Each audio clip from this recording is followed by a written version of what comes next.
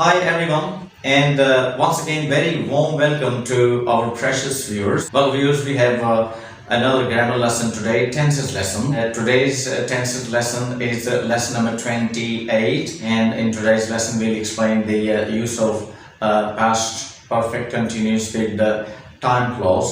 इससे पहले जो आपने एक वीडियो लेसन देखा था वो पास्ट परफेक्ट कंटिन्यूस था और वो बगैर टाइम क्लॉज के था, उसमें टाइम क्लॉज यूज़ नहीं हुआ था।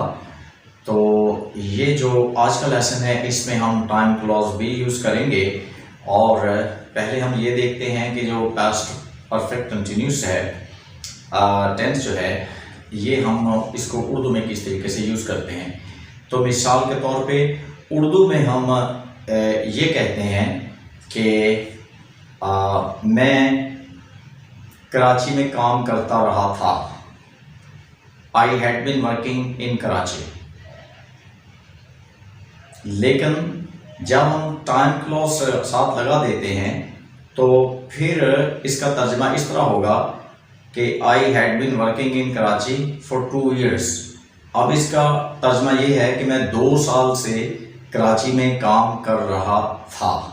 अब इसका ये मीनिंग होगा। तो लिहाजा जब हम टाइम क्लॉज को ऐड कर देते हैं एक पास्ट परफेक्ट कंटिन्यूस जो सेंटेंस है उसके साथ, तो फिर उसका जो ट्रांसलेशन है, उसका जो तर्जमा है वो चेंज हो जाता है। तो अगर टाइम क्लॉज साथ नहीं है तो फिर उसका तर्जमा ये होता है कि हम बातें करते रहे थे, और अगर उसके साथ टाइम क्लॉज आ जाता है तो फिर इस तरह होगा कि हम 2 घंटे से बातें कर रहे थे। We had been talking for 2 hours। तो हम 2 घंटे से बातें कर रहे थे। तो लिहाजा ये एक ऐसा एक्शन है कि जो माजी में शुरू होता है और फिर ये जारी रहता है। तो लिहाजा इसको हम ज़रा आज सेटिस्फैक्टरीली एक्सप्लेन करते हैं और देखते हैं कि हम इसको जो है वो इसके साथ साथ आप देखेंगे कि सिंस और फॉर जो है उसका भी यूज़ होगा। तो सिंस और फॉर का इससे पहले वीडियोस जो है वो बना के आपके सामने पेश की जा चुकी हैं कि जब हम टाइम पॉइंट की बात करते हैं तो फिर उसके साथ सिंस आता है, और जब हम एक टाइम पीरियड की बात करते हैं तो फिर उसके साथ फॉर आता है, या 2, 3, 4 घंटे, दिन वगैरह, तो इसके साथ फिर हम फॉर लगाते हैं। तो लिहाजा आज का जो ये लेसन है, आइए इस लेसन के ऊपर मैं कुछ मिसालें आपके सामने रखता हूँ। I had been living in Karachi for 2 years। मैं 2 साल से कराची में रह रहा था। We had been working abroad for 10 years। हम 10 साल से बैरून मुल्क काम कर रहे थे। You had been learning English since 2020। आप सन 2020 से इंग्लिश सीख रहे थे। They had been traveling since their marriage। वो अपनी शादी से सफ़र कर रहे थे। He had been teaching for 2 years। वो 2 साल से पढ़ा रहा था। She had been studying abroad for 2 years। वो 2 साल से बैरून मुल्क पढ़ रही थी। It had been raining for 2 hours। 2 घंटे से बारिश हो रही थी। तो ये past perfect continuous with time clause के साथ मैंने आपको सामने कुछ एग्जाम्पल सेंटेंसेस रखे हैं। तो लिहाजा अब हम देखते हैं, बोर्ड के ऊपर देखते हैं कि इनको किस तरीके से एक्सप्लेन किया गया है। तो आइए अब हम बोर्ड की तरफ चलते हैं कि टेंसेस लेसन नंबर 28 और past perfect continuous with time clause. तो देयर आर 6 sentences here। तो इन 6 सेंटेंसेस को ज़रा एक्सप्लेन करते हैं हम और देखते हैं कि इनका तर्जमा हम उर्दू में कैसे करते हैं। तो आइए हम इन 6 सेंटेंसेस को ज़रा देखते हैं। तो आप देखें, sentence number 1, I had been suffocating since evening. मेरा शाम से दम घुट रहा था। I hadn't been suffocating since evening.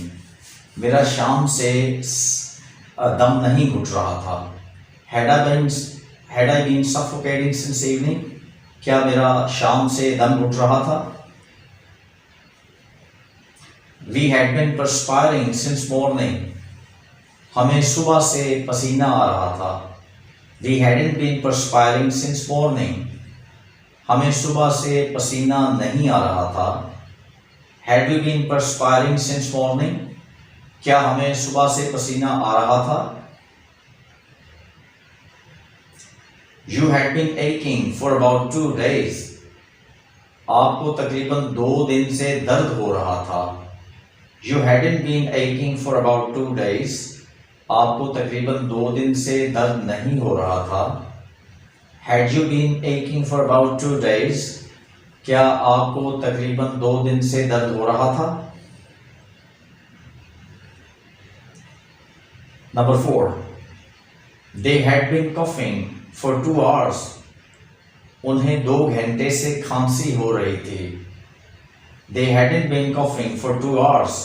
उन्हें 2 घंटे से खांसी नहीं हो रही थी। Had they been coughing for 2 hours? क्या उन्हें 2 घंटे से खांसी हो रही थी? He had been bleeding since he fell down. वो जब से नीचे गिरा उसका खून निकल रहा था। He hadn't been bleeding since he fell down.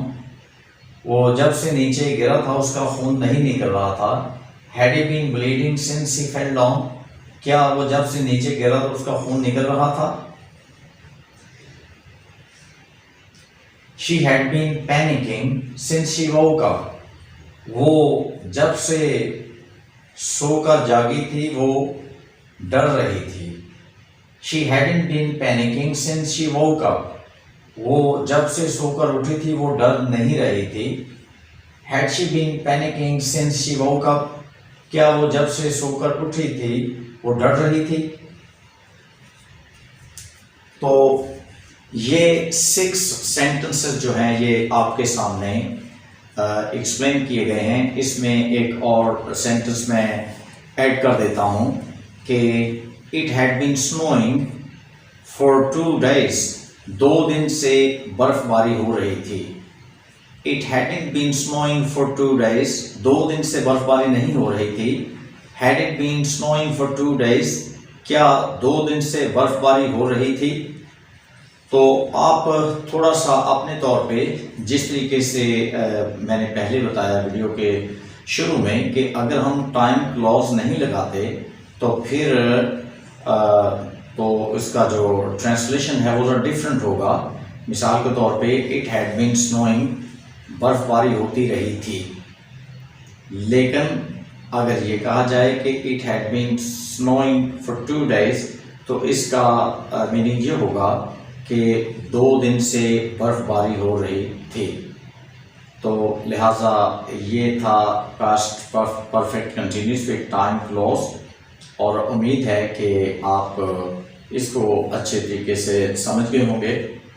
और आपसे रिक्वेस्ट है कि वीडियो को शुरू से आखिर तक देखें ताकि आप इसको मुकम्मल तौर पे समझें और उसके बाद फिर इसका यूज़ जो है वो भरपूर अपनी इंग्लिश में करें। तो अपने दोस्तों को, अपने कॉलीग्स वगैरह को जो है वो उनसे हमारा चैनल भी सब्सक्राइब करवाएं और वीडियो देखने का बहुत बहुत शुक्रिया। अल्लाह हाफ़िज़।